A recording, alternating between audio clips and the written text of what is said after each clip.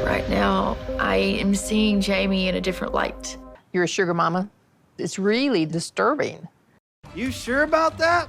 I told Jeymi I would cover the bills. I wanted space. I wanted an American kitchen, so that meant moving. I love her, and I want it to work. You sure about that? You don't call me never. It's the first time I look at you in 1 month. I'm not gonna leave Jeymi again. Awesome! Kris's odd behavior this season hadn't given us much hope for this couple, but after a total of only 9 days together in person, they go through with their wedding. In front of friends and Kris's family on video call, they make personal vows to one another. Jeymi says her sweet vows in Spanish. Todo de ti, cada día, siempre, tú y yo. And Kris makes a very specific vow in English. I promise to work with you, to build our future, and never take you for granted. But Kris's, not Jeymi's, vows need a translation. She means, I promise to try to not randomly disappear on you and instead work on things if I get sick of you. That seems like a pretty good goal for Kris in this marriage. Her attempt at building that future with Jeymi included them starting a business together. Kris had previously told Jeymi not to worry about money and that she will cover the bills for them. But now she's saying that she's having financial issues. My bank froze my account because they thought somebody stole my identity. She acts like she's just the most unlucky person in the world, when really she's the one who impulsively moved to a different country with zero planning. And now she's here in Colombia unprepared with supposedly severe medical problems. And also she just married someone that she promised she would take care of. The world is not against you, Kris. You're making these terrible decisions all on your own. The business that Kris and Jeymi want to start is a food truck. Possibly a zombie food truck? They seem serious about this new venture until they find out the price of the truck they like. Este food truck está $20,000. Oh. Kris hesitates to put all of her money into this, which is fair, but then things quickly take a turn. All of a sudden, Kris is packing her bags. She had only been in Colombia for a month, and now she is suddenly headed back to the US. When I went to get my narcolepsy medicine refilled, I found out they don't have it here. Did she just pretend to move to Colombia? What is happening? How did she not know that they don't have her narcolepsy medication? Sounds like bullshit to me. Also, how did we just jump from them talking about buying a food truck to her taking off? Jeymi is sad, but at this point naively thinks that this is going to be a quick trip. Kris claims that she's going quickly to fix her banking and medicine issues. But she's now tried to leave twice. First was for the rare motorcycle case that somehow magically resolved itself, and now she is suddenly trying to leave again. Did she just run out of money? Is she unhappy? There has been a lot of speculation about Kris's behavior. I have to mention that TLC can also give people on the show a bad edit. But at this point, editing isn't making this woman look suspicious. She's doing that all by herself. There's been assumptions that Kris's erratic behavior and disappearances are because of drug issues, but nothing has been confirmed, and we may never get a real answer, even on the tell-all. There has, however, been a spoiler revealed from the upcoming tell-all preview, and it reveals that Jeymi accuses Kris of cheating. This could explain some things, like why Kris kept wanting to go back to the US. Cheating alone doesn't explain all of it, though. I bring this up now because Kris doesn't end up returning to Colombia. Her quick trip turned into her staying in Alabama for 3 months.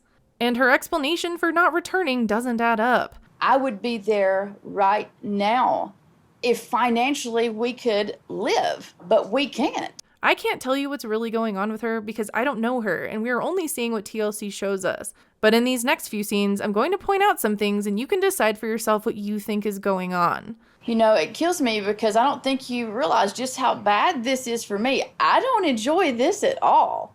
I want to be there. Kris says that she stayed because they were running out of money and Jeymi doesn't have a job. So just to clarify this, Jeymi did have a job and an apartment when Kris was going to move to Colombia. But Kris told her she could quit her job when she took off time to hang out with Kris. That put everything on me to have to take care of. And also in an earlier episode, Kris told Jeymi to get a bigger apartment for them. I asked Jeymi to move into a different apartment. I knew her apartment was very small. She pretty much made herself out to look like she was going to be a sugar mama. And then 1 month into her being in Colombia, I guess she ran out of money and then left Jeymi there with no job and a bigger apartment she can't afford. So Kris is not some blameless victim. I would hope that's clear, right? She is now sending Jeymi money to live there, but they keep fighting because Jeymi wants her to come back. Never answer me. I'm texting you all the time. Please call me when you can. But you never can. Apparently they don't talk much because Kris, who has debilitating neck pain that she needs surgery on, is supposedly doing labor-intensive jobs all the time to pay the bills. Yard work, painting houses, pressure washing driveways. What? How is she doing all of these jobs? If it's really to this point, why were they even looking at food trucks earlier? Did she plan to buy one with Monopoly money? Also, she storms off because Jeymi says that she doesn't feel loved by her, and you can see that Kris has her arms covered in a very suspicious spot. I know what you're probably thinking, and really none of her behavior seems normal. But maybe she just likes to wear things on her arm like that. Again, I can't say I know what's really going on. Now Jeymi really doesn't think that Kris wants to come back, and when Kris talks to her mom about the situation, she blames everything on Jeymi. Jeymi hasn't worked since she got married, has she? Exactly. So that means me working more, but that's not enough.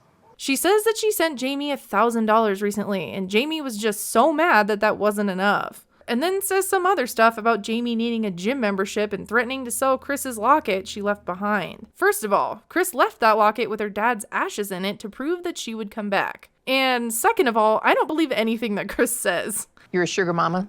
It's really disturbing. A sugar mama, really? She's the one that told Jeymi to quit her job and get a bigger apartment and then ran out of money in 1 month. Why is she acting like she is the victim here? And yes, Jeymi should help them financially as well, but she has an explanation for why she hasn't been able to. Big Ed has a poem for you. Roses are red, violets are blue. Subscribe to the Kiblz channel. You're my best view. Back in Colombia, it's now been 5 months since Kris left, and Jeymi meets up with her friend to tell him what happened. Also, this is one of the friends that met Kris and early on had doubts about her and her disappearances. Once they heard a little bit more about me, they realized I'm not gonna leave Jeymi again. That clip of Kris did not age well. Hearing that Kris left and hasn't come back didn't surprise Jeymi's friend at all. Y ese fue mi miedo todo el tiempo. Si desaparecía, cuando estaban a través de un teléfono. It's a bit harsh to say I told you so, but Kris has been sketchy since the day she met Jeymi in person. And at least now it seems like Jeymi can see how full of shit Kris is and doesn't think Kris leaving her is her fault.